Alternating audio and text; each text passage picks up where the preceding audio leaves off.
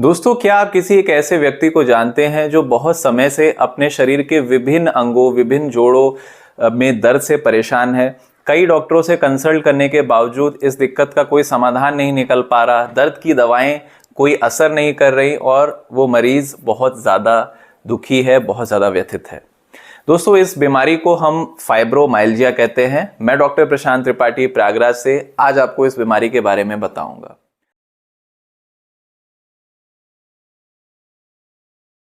दोस्तों, फाइब्रोमाइल्जिया को अगर समझें हम तो एक छोटे से एग्जांपल से मैं आपको समझाने की कोशिश करूंगा। आप इमेजिन करिए कि आप किसी एक बिल्डिंग में हैं और उसमें आपको अचानक से फायर अलार्म सुनाई देने लग गया। आपको वो अलार्म बहुत ही तेज इंटेंसिटी से सुनाई दे रहा है और आप वहां के लोगों को बोल रहे हैं कि अलार्म क्यों बज रहा है, इसको जल्दी बंद करो। लोग ये कह रहे हैं कि नहीं सर, कोई अलार्म नहीं बज रहा है, ये खाली आपके दिमाग में है, ये आपका फितूर है, ऐसा कुछ भी नहीं हो रहा है। तो बेसिकली फाइब्रोमाइल्जिया भी एक ऐसी ही बीमारी है।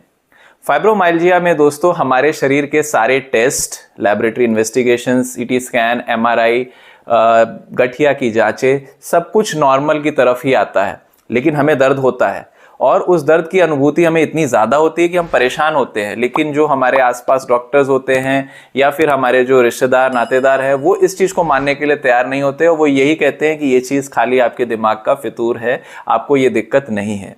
तो इस कंडीशन को हम फाइब्रोमाइल्जिया कहते हैं। फाइब्रोमाइल्जिया को अगर हम देखें तो बेसिकली ये हमारी जो शरीर की पेन पाथवे है, मतलब दर्द के लिए जो रेस्पॉन्स हमारा दिमाग से आता है, उस पाथवे में ही डिफेक्ट होता है। मतलब हमारे जोड़ों में, हमारी मांसपेशियों में, हमारी नसों में दिक्कत नहीं है, बल्कि मस्तिष्क से जो सिग्नल आ रहा है उसी में दिक्कत है। वो सिग्नल ही प्रॉपर तरीके से नहीं आ रहा है। तो इसका अगर हम सिम्टम्स देखें कि भाई इस बीमारी में क्या होता है एक्चुअली में, तो इसमें जो सबसे प्रथम सिम्टम है वो है पेन। मरीज को पेन शरीर के विभिन्न जगहों में होगा। इसके कई सारे, इसको ट्रिगर पॉइंट्स कहते हैं, मतलब ऐसी जगह जहाँ पे दबाने पे बहुत तेज पीड़ा होती है और ये लगभग शरीर के हर पार्ट में होता है। अगर कॉमन पार्ट्स हम देखें जहाँ जहाँ ये होता है, तो उसमें हमारी गर्दन के आगे का हिस्सा, स्कैपुला या शोल्डर ब्लेड के बीच वाली जगह, कंधों के ऊपर, हिप जॉइंट्स पे, एल्बोज पे, नी जॉइंट्स पे, काफ मसल्स में, हर जगह ऐसे पॉइंट्स होते हैं जो कि जहाँ पर पेन करता है। तो चूंकि ये शरीर के विभिन्न जगहों पर ये केंद्रित रहता है, तो ये एक गठिया या आर्थराइटिस जैसी पिक्चर भी हमें देता है।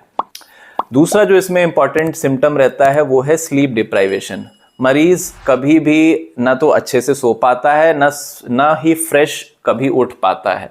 हमेशा स्लीप डिप्राइव्ड रहता है, फटीग्ड रहता है, थका हुआ रहता है। एक जो ऊर्जा आनी चाहिए काम करने के लिए, एक जो स्फूर्ति होनी चाहिए शरीर में, वो बिल्कुल भी नहीं होती और हमेशा एक थका और फटीग्ड फील करता है मरीज। इसके अलावा स्लीप डिप्राइवेशन के हिसाब से पेशेंट को एंजाइटी, डिप्रेशन, मेमोरी लॉस, ये सारी तकलीफें भी शुरू हो जाती हैं और पेशेंट बहुत ज़्यादा इरिटेटेड या फिर परेशान सा रहता है। अगर दोस्तों हम इस बीमारी की प्रोपेंसिटी देखें तो ये फीमेल्स में, महिलाओं में लगभग 6 गुना ज़्यादा है मेल्स के कंपैरिजन में। इसके अलावा अगर हम टोटल पॉपुलेशन का देखें तो लगभग 2 से 5% लोगों में ये देखा जाता है। तो दोस्तों, ये वैसे तो बीमारी पहचानी नहीं जाती, लेकिन अगर हम देखें तो काफ़ी कॉमन बीमारी ये होती है। इसका अगर हम वैसे डायग्नोसिस बताएं कि मतलब मैंने बताया कि ये सारे टेस्ट इसमें नॉर्मल होते हैं, तो इसको हम पहचानते कैसे हैं, डायग्नोसिस कैसे करते हैं? तो बेसिकली इसका डायग्नोसिस ऑफ एक्सक्लूजन है। सारे टेस्ट, सारी जांचें करना, ऐसी कंडीशंस जो इसके जिसमें ऐसे सिम्टम्स भी हो सकते हैं उसको रूल आउट करना, और फिर हम ये फाइब्रोमाइल्जिया का डायग्नोसिस बनाते हैं।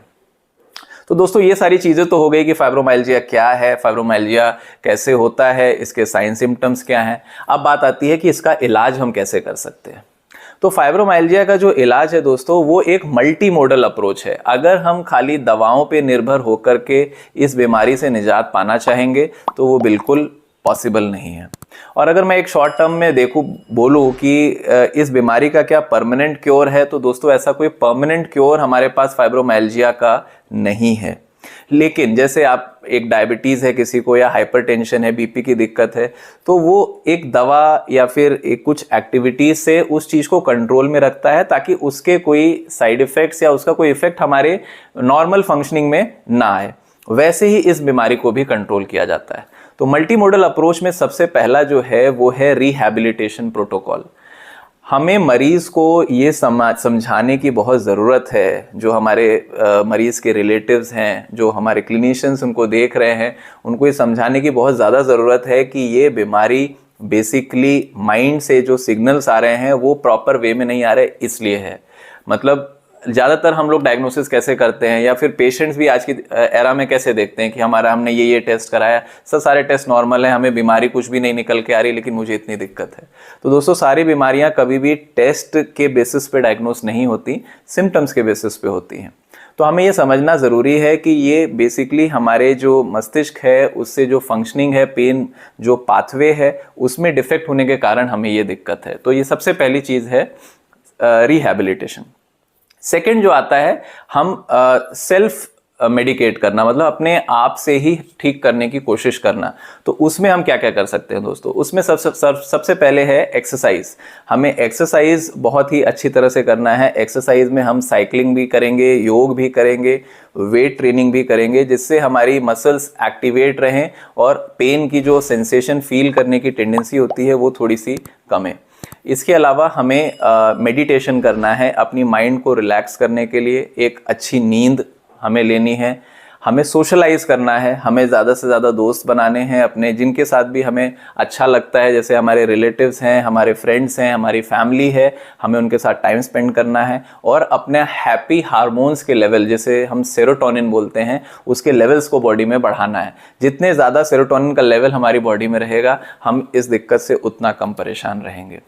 थर्ड जो दोस्तों आता है वो एक साइको थेरेपी है, जिसे हम कॉग्निटिव बिहेवियरल थेरेपी बोलते हैं। मैं इसकी डिटेल में नहीं जाऊंगा, लेकिन इस सीबीटी कराने से भी इस बीमारी में हमें बहुत लाभ मिलता है।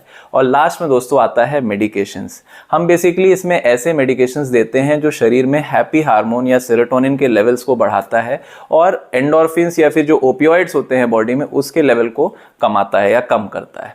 तो ऐसी दवाएं लेने से हमारी नसों का दर्द काफ़ी हद तक रिलीफ हो सकता है। इसमें एक वर्ड ऑफ कॉशन ये है कि आपने अक्सर सुना होगा कि ऐसी कंडीशन में लोग दर्द की दवा लेते हैं लेकिन वो असर नहीं करती, या कई बार दर्द उनका बढ़ जाता है, क्योंकि ओपियोइड्स एब्सोल्युटली कॉन्ट्राइंडिकेटेड हैं। इस कंडीशन में ओपियोइड्स लेने का कोई फ़ायदा नहीं है, क्योंकि इसमें ऑलरेडी एंडोर्फिन्स का लेवल हाई होता है बॉडी में। और अगर हम किसी भी तरह की opioids medicine as a pain killer लेते हैं तो वो बिल्कुल भी इसमें कारगर नहीं रहेंगी।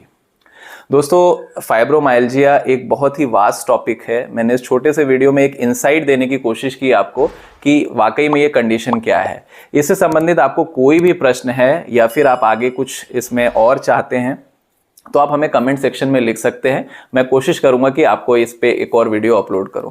मेरा चैनल जरूर लाइक और सब्सक्राइब कर लीजिएगा दोस्तों। अब मैं विदा लूंगा। धन्यवाद।